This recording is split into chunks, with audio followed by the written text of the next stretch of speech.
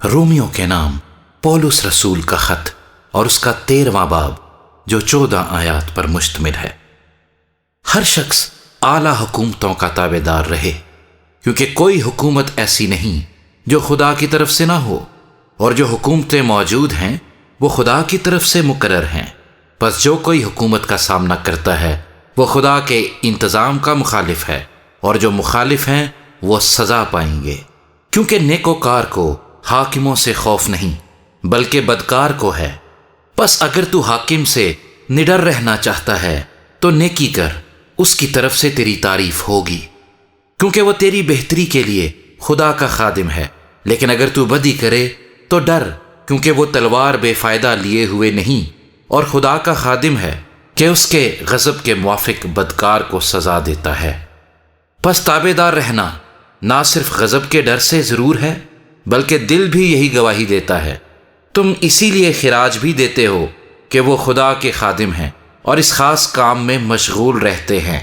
سب کا حق ادا کرو، جس کو خراج چاہیے خراج دو، جس کو محصول چاہیے محصول، جس سے ڈرنا چاہیے اس سے ڈرو، جس کی عزت کرنا چاہیے اس کی عزت کرو۔ آپس کی محبت کے سوا کسی چیز میں کسی کے قرضدار نہ ہو، کیونکہ جو دوسرے سے محبت رکھتا ہے اس نے شریعت پر پورا عمل کیا۔ کیونکہ یہ باتیں کہ زنا نہ کر، خون نہ کر، چوری نہ کر، لالچ نہ کر، اور ان کے سوا اور جو کوئی حکم ہو، ان سب کا خلاصہ اس بات میں پایا جاتا ہے کہ اپنے پڑوسی سے اپنی مانند محبت رکھ۔ محبت اپنے پڑوسی سے بدی نہیں کرتی، اس واسطے محبت شریعت کی تعمیل ہے۔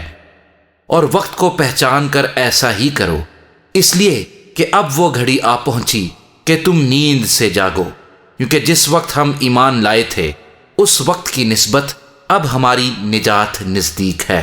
رات بہت گزر گئی اور دن نکلنے والا ہے، پس ہم تاریکی کے کاموں کو ترک کر کے روشنی کے ہتھیار باندھ لیں۔ جیسا دن کو دستور ہے شائستگی سے چلیں، نہ کہ ناچ رنگ اور نشے بازی سے، نہ زنا کاری اور شہوت پرستی سے، اور نہ جھگڑے اور حسد سے، بلکہ خداوند یسوع مسیح کو پہن لو، اور جسم کی خواہشوں کے لیے تدبیریں نہ کرو۔